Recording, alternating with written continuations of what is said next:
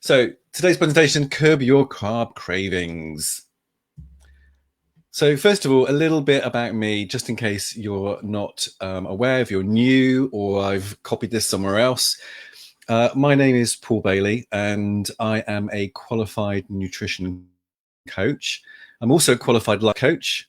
And just to be really clear, I'm actually diet agnostic. So I'm not going to be preaching the low carb lifestyle, but it's just one way for some people to lose weight and to maintain a healthier lifestyle. So if that's what you want to do, great. I can absolutely support you in doing that. But there are alternatives and I support those people too. My mission is basically to help people live fitter and healthier lives by eating better, not necessarily by going on a diet or limiting anything within their daily nutrition meals. So by eating better, you probably should be able to just have pretty much within reason whatever you want. So I did do a survey recently, and thank you to everybody that took the time to fill that out. It's incredibly useful to get that kind of feedback prior to doing one of these presentations. So let's have a look at one of the questions, or two of the questions that I asked people. What have you tried already and what worked well for you? So the first person that I've selected here has said eliminating simple carbs. Now that's always going to be a good thing. Cutting out white bread, refined sugars, and even fruit juices. If you're drinking a fruit juice on a regular basis, that's pretty sugary. Eating full whole fruit is going to be massively better for you. But obviously, if you want to have a glass of orange juice once in a while, great. But it is basically a very sugary drink. And what worked well for them was just not having them in the house. If you don't have the stuff in your house, it makes it a lot harder to actually get that stuff in your mouth. Another person said, initially I tried increasing the number of smaller meals. However, this seemed to strengthen the needs for snacking. Currently eating 3 planned meals a day and not craving snacks in between, which is brilliant. So what really worked well for them? So they added protein, nuts or yogurt, something like that, with cereal. And that sustains them throughout the entire morning. Adding beans and lentils to their lunch salad. So a boost of protein and fiber there. And then restricting white carbs at dinner. So that white bread, white pasta, those sorts of things. And obviously those sweet desserts afterwards are probably going to be those problem areas. Another person said, just cutting back. And did that work well for you? At times, yes. Yeah, actually willpower is quite good at times. But if you have any kind of stress during work or a relationship or just generally life happens, then you're going to struggle with willpower because you just want to go back to some comfort food. And if that's going to be half a loaf of bread, then that's what you're going to end up eating. So another person said drinking water throughout the day to be a little less hungry, not buying the things for home. But this person works in a restaurant, so not quite so easy for them because they're surrounded by food all the time. Packing lunches that are a little better and preferably just a meal, just meat and an apple or something like that. And that's a really good habit to get into, making sure that you have something easily available to you to be able to grab and snack on the go should life happen, should work get busy or something go on that means you're just not able to go and grab a healthy lunch. And that person, what worked well for you? Well, getting into the habit of taking my food with me. Absolutely. The next person, finding out they were diabetic really stopped them.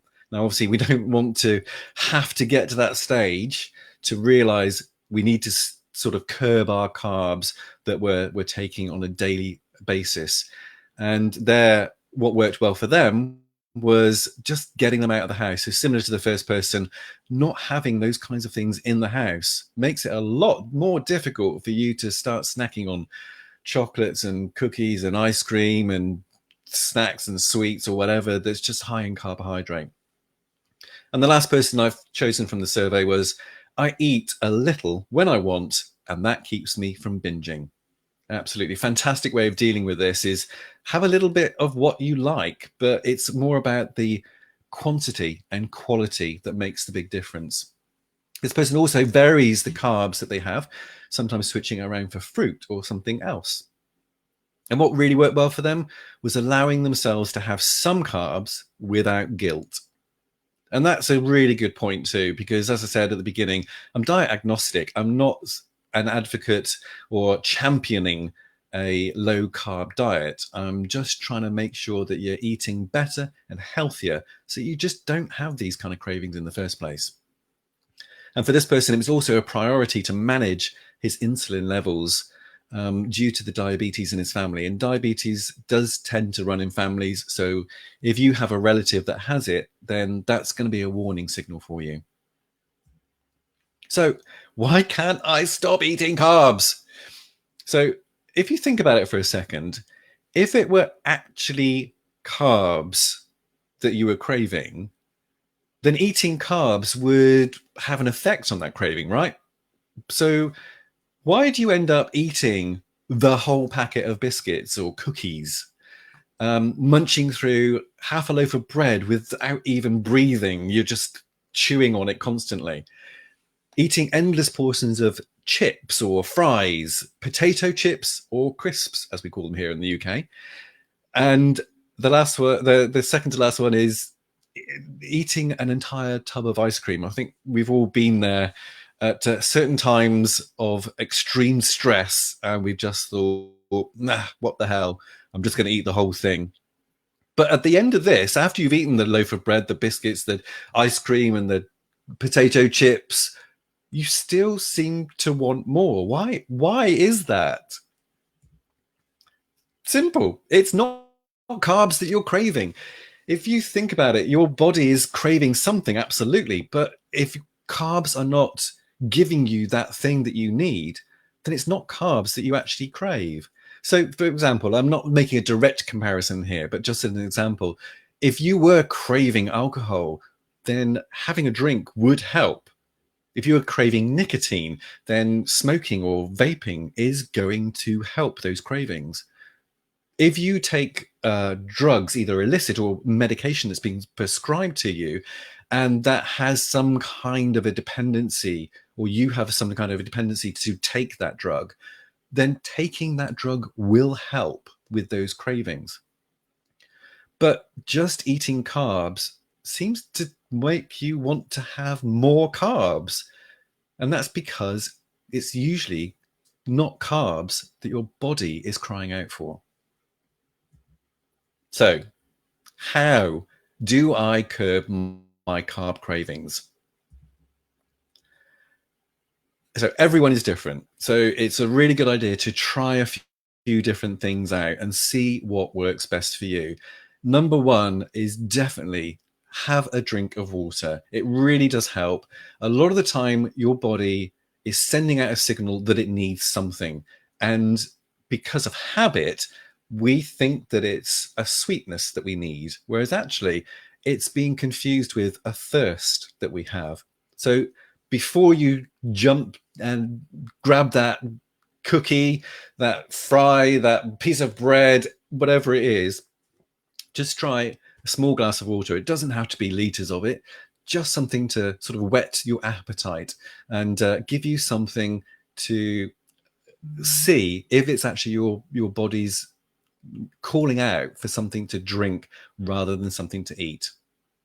Another thing that's worked really well for some of my clients, as you noticed in the survey previously, is to eat a balanced diet of protein, fats, and yes, carbs as well. Having a good mix and not just relying on one of them is going to give your body what it needs. So it's going to stop calling out and craving for certain things. A lot of clients of mine have also had a huge amount of success with having a protein-rich meal at the start of the day. Now, notice I haven't mentioned breakfast there because not everybody has breakfast, or they have a late breakfast, or they just skip that meal entirely. So whatever your first meal is, make sure it's got a good amount of protein in it. And that will really get you started off on the right foot and make sure that you're feeling satisfied right from the beginning of the day. have healthy snacks with you. If you like to munch on something when you're bored or stressed or whatever, make sure whatever it is that you have with you is going to be something that's good for you. Maybe a small packet of nuts or some sticks of carrot or celery or even cucumber, something like that. Maybe a hummus dip or tzatziki or something like that to dip in if you don't want to just chew on a carrot. But ultimately, have carbs. Just think about what kind of carbs you want and see if you can make those carbs a little bit better. But do listen to your body. Is it really carbs that your body is craving? And finally, think of carbs as a side dish and not the main event. If you're going to have a bowl of pasta, have a small bowl of pasta to the side of whatever you're having and have a salad or have a piece of fish or a piece of meat or something that really sort of fleshes out whatever you're eating for that particular meal. But think of carbs as a part of the meal rather than the whole meal itself. So I'm going to ask if anybody has any questions. If you do, then great, pop them in the comments box now. If you're watching this on the recording, please go ahead and still post the comments, because what I'm going to do is go back through any comments that are posted and make sure that they are replied to. If you're not happy about putting these comments into the comments box, then just drop me a direct message and I'll reply to you privately. And finally, if you do want to contact me, you can either contact me through direct message on Facebook, or you can drop me an email at paul@impactcm.co.uk. So I hope you've enjoyed this presentation. Please do leave a comment and let me know what you think and if you found it helpful. If you do have any questions, then just let me know. And hopefully I'll see you all very soon. Take care. Bye-bye.